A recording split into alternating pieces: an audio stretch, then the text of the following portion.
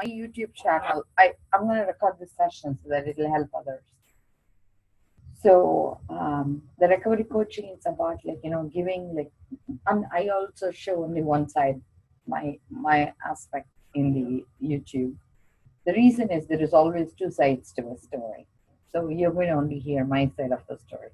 Your side of the story is could be similar to millions of people out there.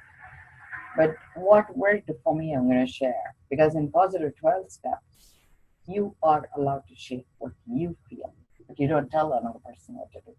So that's what I'm doing. Yeah. Kind of, I'm doing my own 12 step in another way.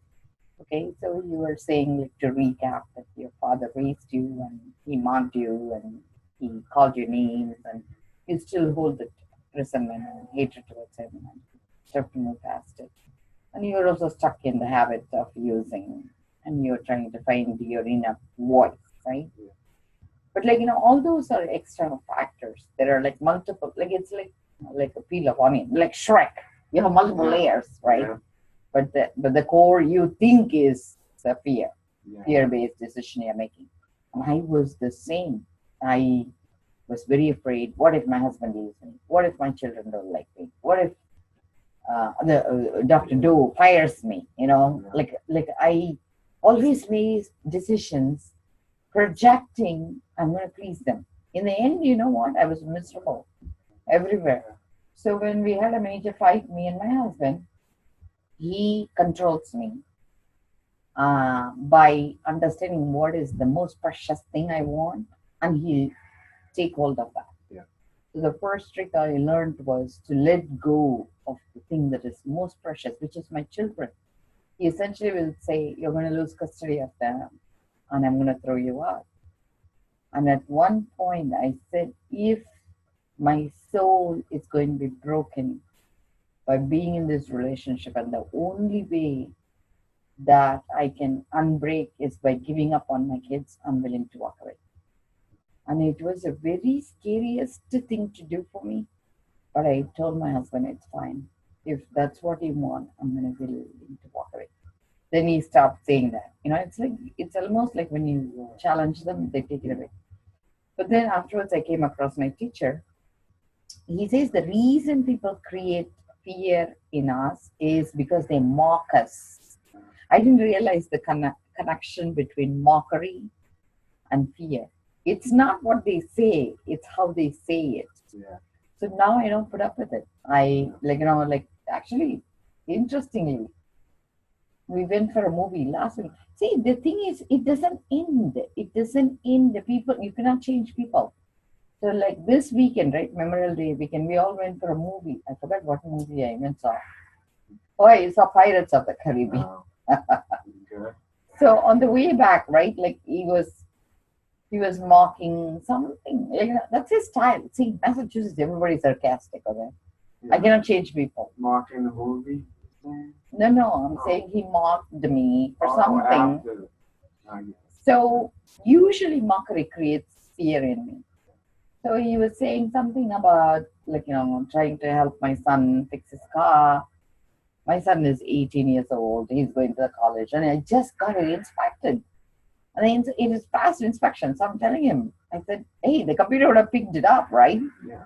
He says, no, he has a little bit more information because his friend who is a mechanic tested it, and there are 3 faults he found, and I have to take care of it, otherwise my son's life would be in danger, which I don't believe, but that's what he believes. Yeah.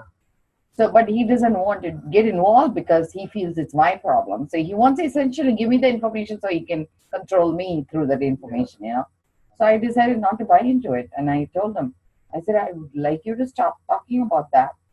And I said, I don't want you to project my son's life is in danger, which is not true. That's his projection. I said, I got it inspected. I'm cool. Let's worry about it when it breaks down, right? Yeah. But he wouldn't let go. He kept talking.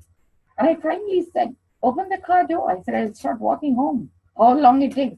If it takes me the whole day, that's fine. I'm done. And he says, he locked the door. He says, I'm not allowing you to be hurt, and you cannot walk back home. But the thing is, it doesn't matter whether you are educated, uneducated, you're in a relationship. People blame each other because we are sick inside, right? And each person is working as a bridge, right? Like I need to correct him, he needs to correct him. Just because I'm saying this doesn't mean that my act is good. I refuse to believe there is a problem. He is telling there is a problem. He could have been nicer and say, hey, what is the problem? I don't want, because I don't want to be financially, like, right now be involved with fixing a car, which I feel like, let us do one by one. So what he's saying has a little bit of truth in it, but I was not receptive to learn it. Same way, like, he cannot tolerate the fact that I'm not even willing to listen. So the same place you need to go to with your dad. Like, right now, his time is running out, right? Yeah. He's sick and he's dying of cancer. Yeah. So you can process what you need to process with him another way, in a loving way. Dad, like, he created so much fear in me by talking to me this way. Even if he cannot listen, he has Alzheimer's, right? No. He has dementia now. No. He's okay with it? He still gets everything we're talking about. He's still there. Does he still mock you? No, because we had a big fight. Because I told him how I felt. And what did he say? When I was a kid, this is what you did, and I don't like it. And he turned it into being mad. But it went on for like a month, and he wouldn't. He wouldn't forgive you? Yeah. And then it took him getting sick to then say, oh, I did do that. Change his way. Okay. So do you still hold it against him? No. Okay. But you got it off your chest. Yeah. The thing is, like, you have to say it, like, I understand you said it in that way, but at the same time, you don't have a lot of time with him. So you can process your hurt later. You have done your part. Yeah. So you have to also make amends with him before he dies. So one thing is, Tony Robbins does it very nicely. Like, I hope you watched the video called Date with Destiny on Netflix. And also he has a movie called I'm Not Your Guru in Netflix. The Tony Robbins. One of the things he says is, if the other person who's very significant in your life and you still hold resentment and stuff, but before they die, say this. This is always true. I tell this to my husband too. Thanks for being the biggest source of love in my life. Which means nothing. Zilch, right? But you know what? The people, when they don't know what I'm talking about, they hear it differently. Yeah. They think you are telling them that I love you. Yeah. But I think it really heals the relationship because they open up. Because when you attack a person, they close up, right? So you want to give them an opening. So start telling this like a prayer to him every day.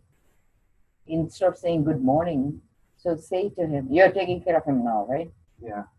So just greet him by saying, thanks for being the biggest source of love in my life. And it could be Jesus you're talking to. Yeah. But look at your father and say that. Yeah. So you can even say, Father, thanks, like, Father being the higher self. Yeah. So repeat it after me. Father, thanks. Thank you for being the biggest source of love. Yes. So because when you practice this, you're going to open doors that it never even existed before. Okay. Yeah.